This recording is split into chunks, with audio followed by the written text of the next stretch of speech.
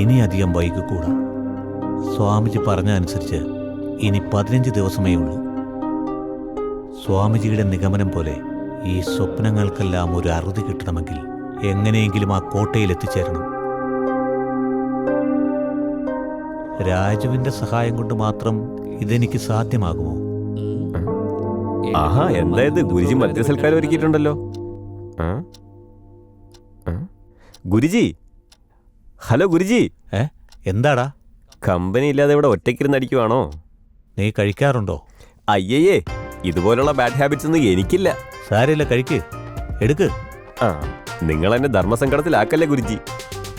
ഗുരുജി പറഞ്ഞതുകൊണ്ട് മാത്രം ഞാനൊരു കമ്പനി തരാം.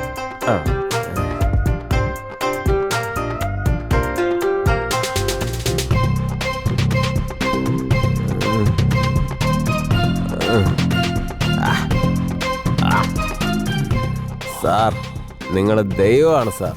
താമസിക്കാൻ ഈ വീട് തന്നു, വിശക്കുമ്പോ ചോറ് തരുന്നു, ദാഹിക്കുമ്പോ പെഗും തരുന്നു. ഇതിനൊക്കെ പകരം ഞാൻ നിങ്ങൾക്ക് എന്താ ചെയ്യേണ്ട ഗുരുജി? പറയൂ ഗുരുജി. മലമുകളിൽ പോയി കുരങ്ങിനെ കൊണ്ടുവരണോ, അതോ ഒരു ഫുൾ അടിച്ചിട്ട് പറയുന്നോ? പറ ഗുരുജി, എന്ത് ചെയ്യണമെന്ന് പറ. എനിക്ക് ഒരു കോട്ടയിൽ പോകാനുണ്ട്. നീ വരുന്നോ? എന്തിനാ നിധി കുമ്പ അടിച്ചു മാറ്റാനാ?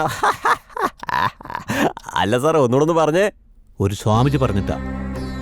അവിടുന്ന് പറഞ്ഞ പോലെ ആ കോട്ടയിൽ ഒരു നിധിയുള്ളതായി ഞാൻ സ്വപ്നം കണ്ടു. ഒന്ന് വെറുതെ ഇരിക്കും സാറേ. നിങ്ങളൊക്കെ ഏത് കാലത്തിലാ ജീവിക്കുന്നേ?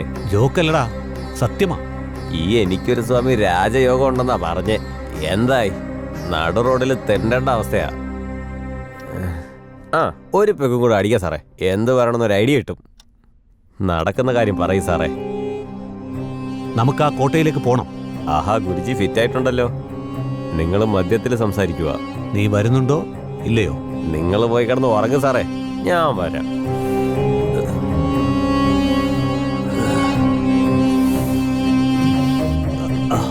Good night. എന്താണോ ഗുരുജി ഇങ്ങനെ? എന്ത് പറ്റിയാവോ? വെള്ളം അടിച്ചിട്ട് എന്തൊക്കെ പറയുന്നു? നിധി കുമ്പോന്നോ കോട്ടയെന്നോ എന്തൊക്കെയോ പറയുന്നു.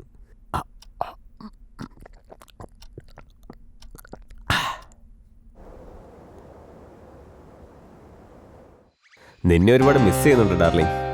അങ്ങനെയാണോ? എനിക്കാണെങ്കിൽ ഇപ്പൊ തന്നെ നിന്നെ കണ്ടാ കൊള്ളാന്നുണ്ട്, അറിയോ? അങ്ങനെയാണെങ്കിൽ പബ്ബിലേക്കോ, എൻജോയ് ചെയ്യാം. രാജു, ഞാൻ പിന്നീട് വിളിക്കാമേ. സാർ, ദേ വരുന്നു. സാർ, 10 ദിവസമായിട്ട് ഇവിടെ തന്നെ ഇരിക്കുക. ബോറടിക്കുന്നുണ്ട്. ഒന്ന് പുറത്ത് കൊണ്ടുപോ സാറേ. ഇവനെ കൊണ്ട് സാർ, ഒറ്റ തവണ പബ്ബിൽ കൊണ്ടുപോ സാറേ, പ്ലീസ് സാർ. പബ്ബിലേക്കോ? അതെ സാർ. പോകാലോ. നിന്റെ ആഗ്രഹം നടക്കട്ടെ.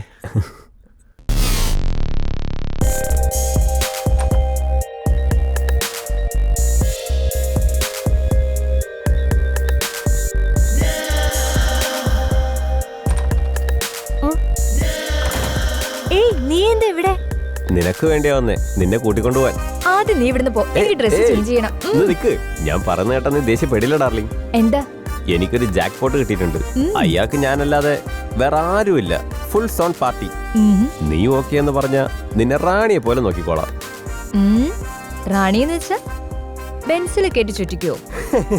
ബെൻസ് ഒന്നുമല്ല, അതിനും മേലെ. രാജു സാർ, ഇവിടെ എന്താ പരിപാടി? സാർ, ഇതെന്റെ ലവർ റിയ. ഏടി, ഇതെന്റെ സാറ്, ഒറ്റത്തടിയാ. എടാ, നിന്നെ കണ്ടാലും ഒരു അലമ്പൻ ലുക്കുണ്ട്. അങ്ങനെയുള്ള നിനക്കൊരു ലവറോ? എന്ത് പറയാനാ, ഇപ്പോഴത്തെ പെമ്പിള്ളേർക്ക് അലമ്പന്മാര് മതി. ശരി, വാ. നീ കൂടുതൽ കളിച്ച കൊന്നുകളയും ഞാൻ. നിങ്ങളൊരു വിശാല ഹൃദയനാ ഗുരുജി. എന്റെ കൂടെ എന്റെ ഗേൾഫ്രണ്ടിന് ഈ വീട്ടിൽ താമസിക്കാൻ ഇടന്നത് നിങ്ങൾ സൂപ്പറാ ഗുരുജി. ഒന്ന് പോടാ, വാ.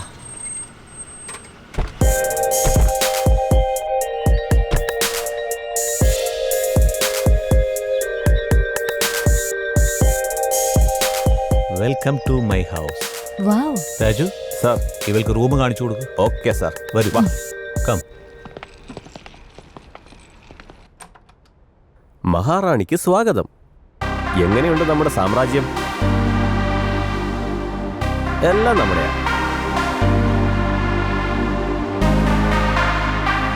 എന്താ ഇത്രയും വലിയ വീടായിട്ട് ആരുമില്ലേ? അതേ ഒറ്റയ്ക്കാണോ? അതെ. നിന്നോടൊരു കാര്യം ചോദിക്കട്ടെ? എന്ത്? അതൊന്നുമില്ലടാ, നീ ഒന്ന് ആലോചിച്ച് നോക്കി. നിന്നെ പറ്റി ഒന്നും അറിയാതെ ഇവിടെ താമസിപ്പിച്ച് എന്തെങ്കിലും ഒരു പ്രത്യേക കാരണമില്ലാതെ എങ്ങനെയൊക്കെ ചെയ്യൂ? അങ്ങനെയൊന്നും ഉണ്ടാവില്ല റിയ. ഗുരുജി വളരെ നല്ല മനുഷ്യനാ, പോരാത്തതിന് നല്ല സമ്പന്നനും. ഞാൻ ചോദിച്ചതുകൊണ്ടാണ് ഹെൽപ്പ് ചെയ്യുന്നത്. നീ വെറുതെ ആവശ്യമില്ലാത്തതൊന്നും ചിന്തിച്ചു കൂട്ടണ്ട. ഇനി മുതൽ നമ്മൾ ഇവിടെ താമസിക്കാൻ പോകുന്നത്. ശരി, ഇപ്പൊ നീ പുറത്തു പോ. ഏയ്. എനിക്ക് ഡ്രസ്സ് മാറണം. ഏയ്.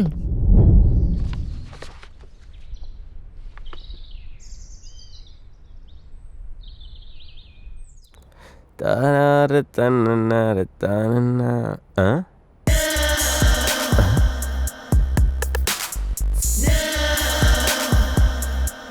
ഉം. ആ.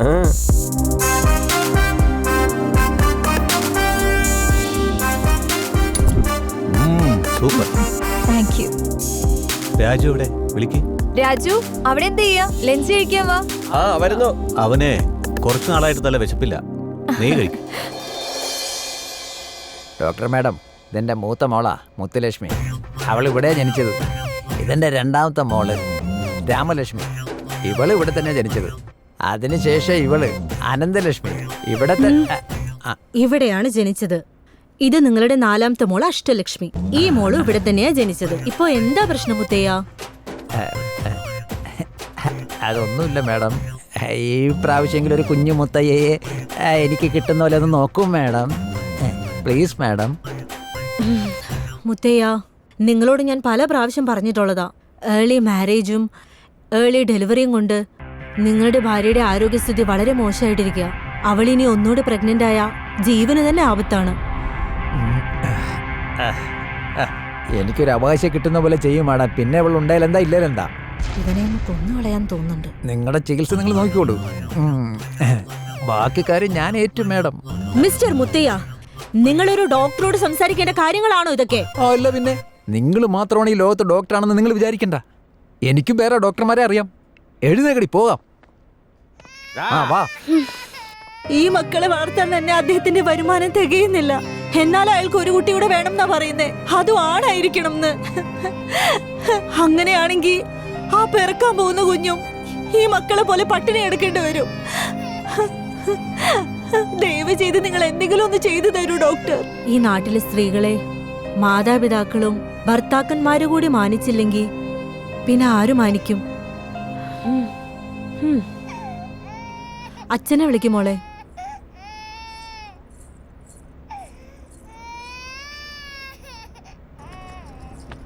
എനിക്കറിയാം ഡോക്ടർ, ഞാൻ വേറെ ഡോക്ടറെ അടുത്ത് പോകുന്നാണല്ലേ നിങ്ങളുടെ പേടി. പറയൂ, മരുന്ന് തരോ, ഇഞ്ചക്ഷൻ തരോ, അല്ലെങ്കിൽ ഓപ്പറേഷൻ ചെയ്യോ? പറയൂ. ഓപ്പറേഷൻ ചെയ്യാമേ, വന്നോളൂ. ആ അകത്തേക്ക് വന്നോളൂ.